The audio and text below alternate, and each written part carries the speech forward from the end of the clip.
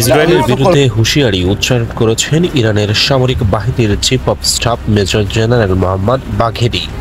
সতর্ক করে দিয়ে তিনি বলেন, ইসরায়েল যদি ক্ষেপণাস্ত্র হামলার প্রতিশোধ নিতে চায় তাহলে ইসরায়েল জুড়ে সব স্থাপনায় হামলা চালানো হবে। রাষ্ট্রীয় টেলিভিশনে মেজর জেনারেল জানান, ইসরায়েলকে সতর্ক করে দিয়ে বলেন, আরও তীব্রতার সঙ্গে হামলা পুনরাবৃত্তি ঘটানো হবে এবং সব স্থাপনাকে লক্ষ্যবস্তু বানানো হবে।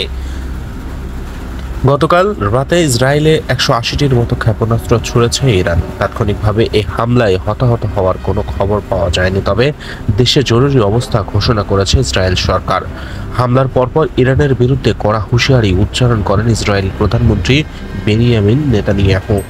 তিনি বলেন, ইরান আজ রাতে বড় ভুল করে ফেলেছে, এজন্য দেশটিকে চড়া মূল্য দিতে হবে। মন্ত্রিসভার বৈঠকের শুরুতে দেওয়া বক্তব্যে ইসরায়েলি প্রধানমন্ত্রী বলেন, ইসরায়েলের শত্রুদের বিরুদ্ধে প্রতিশোধ নেওয়ার ক্ষেত্রে তার দেশের দৃঢ় সংকল্পের বিষয়টি ইরান বুঝতে পারছে না। বেনিয়ামিন নেতানিয়াহুর এমন কড়া হুঁশিয়ারির পর ইরানের পক্ষ থেকে পাল্টা হুমকি দিলেন দেশটির চিফ অব স্টাফ মেজর।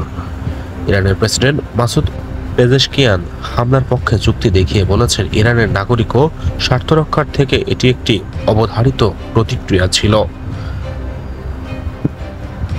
দর্শক, আমাদের সাথে নতুন হলে চ্যানেলটি সাবস্ক্রাইব করে বেল আইকনটি বাজাতে ভুলবেন না। ধন্যবাদ।